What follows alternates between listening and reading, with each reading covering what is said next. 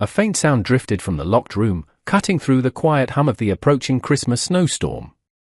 Owen stopped, his hand hovering over the rough-hewn wood. His instincts told him to knock, but a deeper feeling, a cold dread, held him back. No one answered his call. He pressed his ear against the door. A rustling noise whispered from within, followed by a trembling voice, then another, harmonizing in fear. "Please, open the door. We beg you." Without a second thought, Owen kicked the heavy wooden latch. The door flew open, and the stench of mildew and sweat assaulted him, a stark contrast to the clean, cold winter air. In the middle of the dark, frigid room, two identical Chinese women were tied to a single post, their clothes in tatters. Their black eyes, mirror images of each other, burned with a desperate fire as they locked onto his. "Please, take us with you," one gasped, her voice raw. The other echoed the plea, her words a near-perfect echo, "We will bear your children.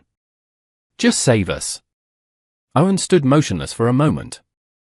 Images of his lost wife and child flashed through his mind, phantoms of a past Christmas, how they had once pleaded for help, and he had been powerless to save them from the winter fever. He would not be powerless again. He pulled out his knife and sliced through the thick ropes. "Let's go," shouts echoed from the hallway. Owen pulled them both toward the back door, their bare feet sinking into the fresh layer of snow that covered the yard of red dust. They scrambled into the wagon as gunshots rang out behind them. Owen cracked the whip, the wheels screeching over the frozen dirt road. The small town faded into the swirling snow behind them, but the yelling still carried on the biting wind. In the wagon bed, the two women lay panting, their hands still trembling, yet their identical eyes no longer held despair. Now, they blazed like embers in the falling snow. Evening fell, and the desert landscape turned white under the spreading winter storm. Owen pulled on the reins as the wagon turned into a narrow canyon, the rock walls offering some shelter from the wind. He knew the men chasing them would not risk riding hard in the dark, especially not in a blizzard. "Get down," Owen said, pulling the brake. The sisters, Mai and Lin, looked at him briefly, then quietly stepped off the wagon into the deep snow. They still clutched the single rusty knife between them, standing tall despite the cold. The muscles in their arms were taut and veined. Owen tied the horses and built a small, sputtering fire from dry branches he found under a rocky overhang. He silently unscrewed his canteen and handed it to them. Mai and Lin drank in small sips, their eyes still watching him carefully, like a pair of young wolves unsure if the human in front of them could be trusted. Owen looked at them through the firelight. "I do not need you to repay me, and I am not handing you back to them." They stayed silent for a moment, then sat down by the fire, huddling together for warmth while keeping their distance from him. The red marks from the ropes were still starkly visible on their wrists. Owen pulled a clean cloth from his pocket and held it out. They hesitated, but eventually extended their arms. Owen bandaged their wounds slowly and gently, first Mai's, then Lin's. They held their breath, staring at his rough hands. When he was done, they gave him a slight, synchronized nod. Not a word of thanks, but their faces had softened. Night fell completely, the sounds of the howling wind whispering through the canyon mixed with the soft crackle of the fire. Owen leaned back against the wagon wheel, his rifle resting across his lap.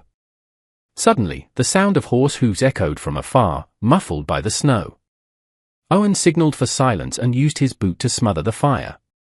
They all dropped flat to the ground. The sisters' warm breath hit his arm as they lay close. The hooves passed by the trail above, then faded into the storm. Once sure they were safe, Owen sat up and rekindled the fire. Mai and Lin remained still, but something in their shared gaze had shifted. It was no longer entirely weary, but touched with a hint of trust. "Get some sleep," Owen said, tossing them a thick wool coat. They pulled the coat over their shoulders, lying down on their sides with their backs to him, the knife still in their grip. Owen looked at their strong, broad backs, then leaned against the wheel again, eyes open deep into the night. For the first time in years, the cold winter night did not feel so empty. On the third night, the blizzard intensified. Snow came down in heavy sheets, pounding the frozen earth with thunderous force. Owen was covering the horses with a top when he heard a harsh, choking cough behind him. He turned and saw Mai curled up near the dying fire, sweat streaming down her face despite the freezing air. She was shivering violently, and the old rope marks on her arm were swollen and inflamed. Lin was holding her, her own face a mask of fear. Owen knelt beside them, placing a hand on Mai's forehead. It was burning hot. Without a word, he stoked the fire until it roared, boiled snow in a small pot, and heated his knife until it glowed. Then, he sterilized the wound. "Hold still," Owen said, taking her hand. Lin held her sister's other hand tightly. Mai clenched her jaw, the veins on her neck standing out. As the blade sliced into the swollen flesh, releasing pus and blood, she let out only a faint groan, then fell silent. Owen cleaned the wound and wrapped it in a dry cloth, his hands firm but oddly gentle. When it was done, he pulled them both closer to the fire. "Sit here." "Get warm." They sat down, the firelight casting shadows over the tense muscles of their shoulders and old scars. A long moment passed before Lin spoke, her voice rough and low. "We were taken from our village as girls. They sold us from one camp to another." Mai, catching her breath, continued, "Every time we fought back, they beat us unconscious." Owen said nothing, his eyes fixed on the flames. "We had a younger sister," Lin continued, her eyes darkening. "They killed her right in front of us that night. They swore they would never let themselves be tied down again." Silence followed. Only the steady howling of the blizzard echoed through the canyon. "I lost everything, too," Owen said, his voice as rough as wet stone. "My wife died of fever. My son followed soon after. I stayed on the ranch and lived alone for years." The three of them sat across from each other, the firelight forming a bridge between three tormented souls. No promises were made, no touch exchanged, but a quiet trust began to take root. When the storm eased slightly, Owen stood and laid a heavier blanket out for them. "Get some sleep. We have to leave early tomorrow." Mai and Lin pulled the blanket over their shoulders and gave a slight nod. For the first time since they were taken, they slept deeply, no longer haunted by the shadows. Owen watched them for a long moment before returning to his seat. He leaned back, his rifle resting across his lap. The desert night was quiet, but this time it was not loneliness. It was a beginning. At dawn the next morning, the sky lit up red as the first light spilled over the snow-covered valley. Owen stepped out early, walking along the row of wagons to inspect the area. On the snow, he suddenly spotted fresh hoof prints, deep and evenly spaced. They did not match his horses. These were from at least three others, closely trailing in the same direction. Owen knelt down and touched the print. The snow was freshly disturbed. That meant they had passed by only a few hours earlier. Back at camp, he found Mai and Lin warming their hands by the fire, Mai's face still pale with the lingering fever. "They're tracking us," Owen said, his voice low but certain. The sisters gripped their shared knife tighter, their dark eyes narrowing. "They will come back." Owen looked at them for a long moment. He could walk away. He could let them handle it themselves, the way survivors often do. But he saw something in their eyes, something unbreakable. The same look he had when he stood at the grave of his wife and son, swearing never to bow again. "If you want to keep running, I will help," Owen said. They did not answer right away. They got to their feet, striding over to the horse, carrying their gear. "We have run long enough," Mai said. Lin finished the thought, "If they come, we will be waiting." Owen nodded. "Then we get ready." They packed quickly and left the canyon before the sun rose too high. By midday, Owen brought Mai and Lin to his ranch, a weathered log house tucked deep within the grasslands, now blanketed in thick snow.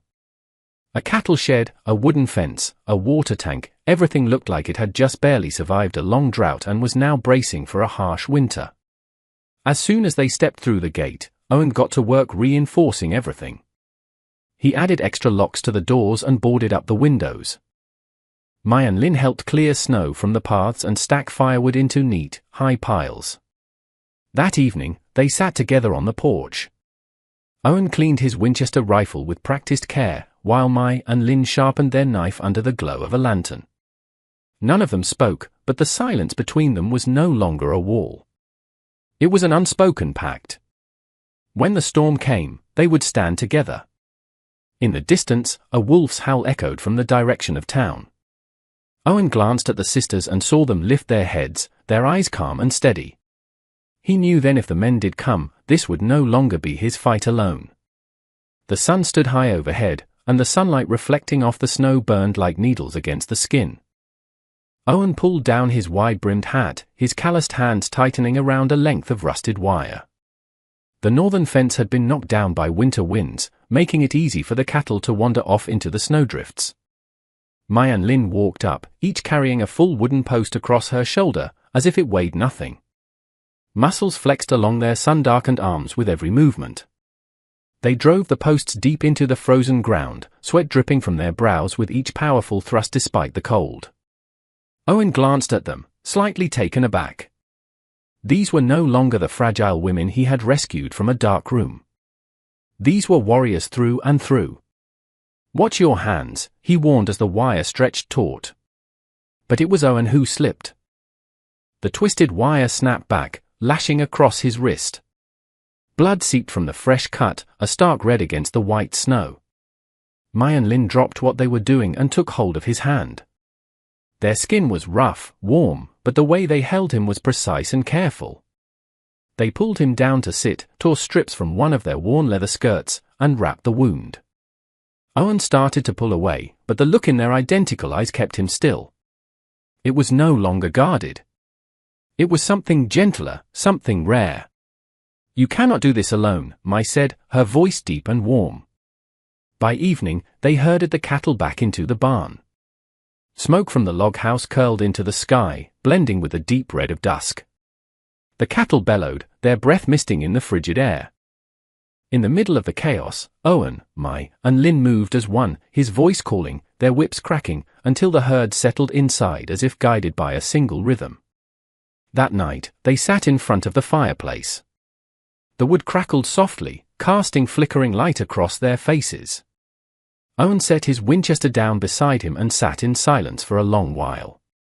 Mai and Lin sat across from him, their long black hair falling loose, braids having come undone. On their scarred, sun-darkened faces, their eyes shone with something both resolute and tender. Their eyes met his. No more suspicion. No more hesitation, only silence, the kind so complete even the wind outside dared not intrude. Mai leaned in slightly.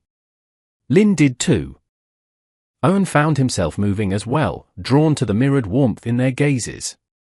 The kiss came naturally, unrushed, unplanned, as if all the days behind them had been leading to this single moment.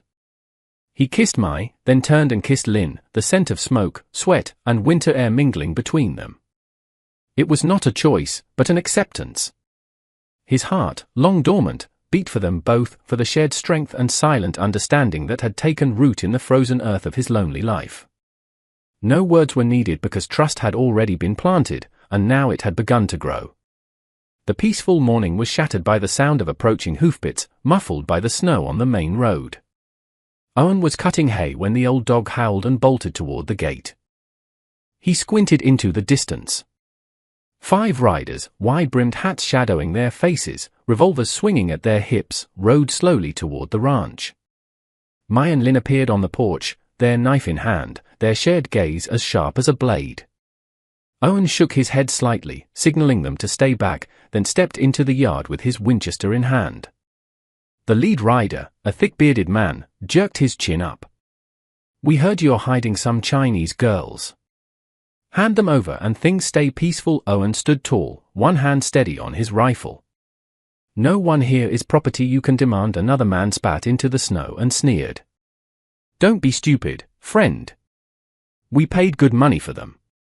If you don't give them up, this whole ranch goes up in flames." Owen raised his rifle, the barrel glinting under the winter sun. "You cross that gate and not one of you walks away whole." The air turned heavy. The dog growled low. Wind stirred the loose snow. The 5 men glanced at each other, then turned their horses. But before they rode off, the bearded one looked back, his voice full of threat. "We'll be back. And next time it won't be just 5 inches." The hoofbeats faded, Mai and Lin stepped forward. "They will bring more," Lin said. Maybe a dozen, Mai added. Owen nodded, his eyes cold as steel. Then we turned this place into a fortress.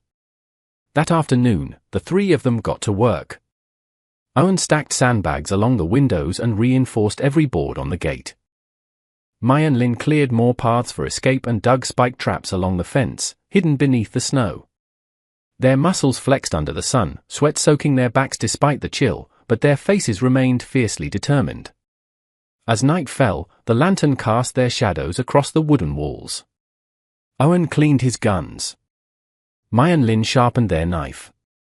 The rhythm of steel and stone wove together like a battle hymn before war. In the silence, Owen spoke. You can leave if you want. When they come back, it will be blood and fire. Mai looked up, her eyes blazing. We have run enough, Lin continued. This is the first time someone has stood beside us. We are not leaving again. Owen looked at them, and something stirred in his chest. Something warm. Not just duty, but trust.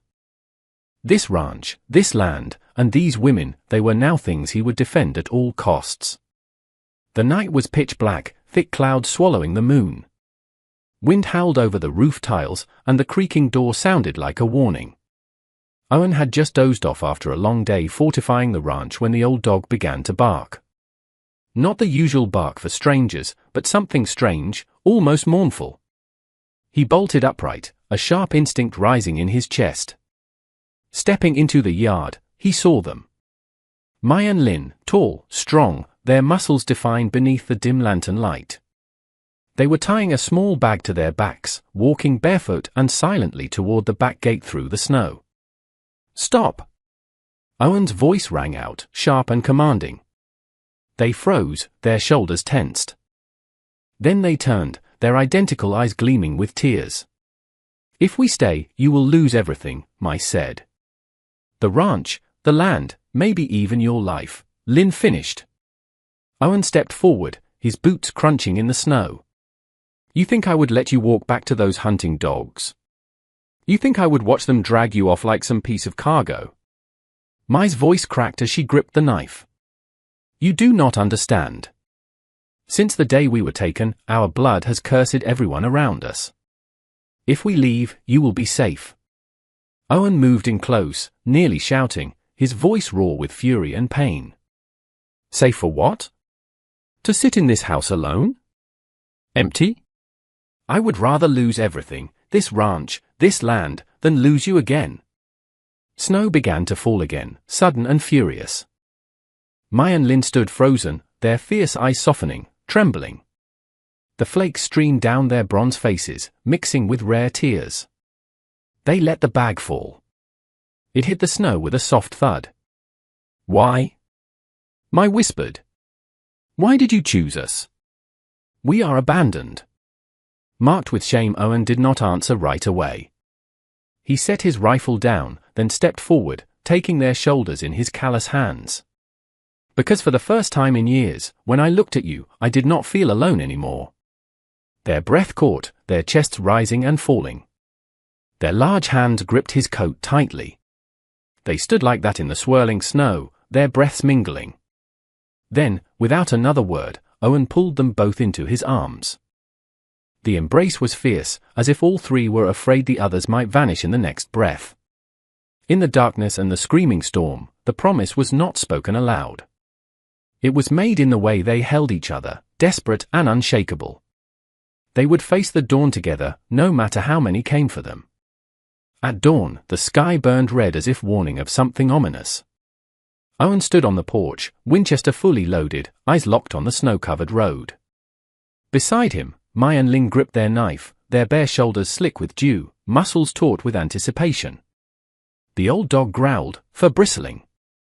Hoofbeats thundered like a rolling storm cloud from the swirling red dust.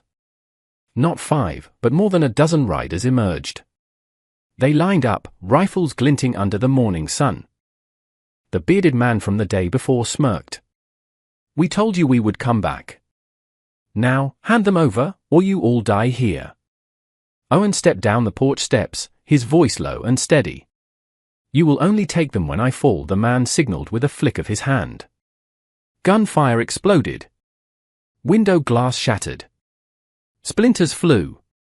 The dog lunged forward, barking furiously. Owen dropped behind the fence and fired back. One rider tumbled from his horse, blood staining the white snow. Mai and Lin did not retreat. They charged, separating to flank the attackers. Mai swung a heavy piece of firewood, slamming one man down as he tried to climb the fence. Lin tore the rifle from his hands, fell back behind the sandbags, and fired. Each bullet stopped those who dared come close. Gunsmoke clouded the frigid air. Screams, hoofbeats, chaos. A bullet grazed Owen's shoulder. Blood poured, but he did not flinch.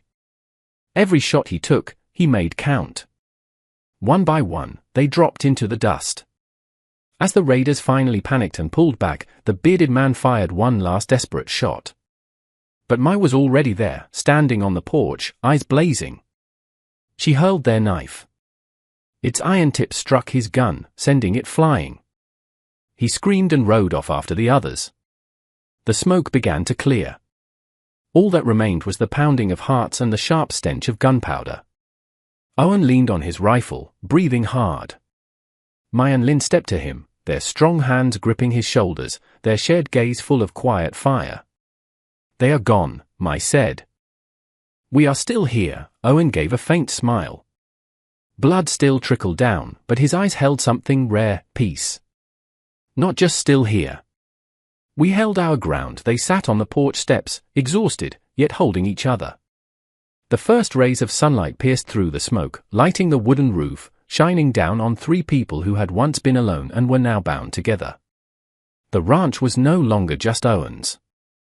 It was their fortress now, a place they had chosen to defend, to live in, and to love. That evening, Owen leaned against the porch, shoulder bandaged. Mai and Lin rested beside him, their wild black hair dancing in the breeze. Before them, the open prairie stretched in calm, snow-covered silence. And in that stillness, something certain echoed. They had found home.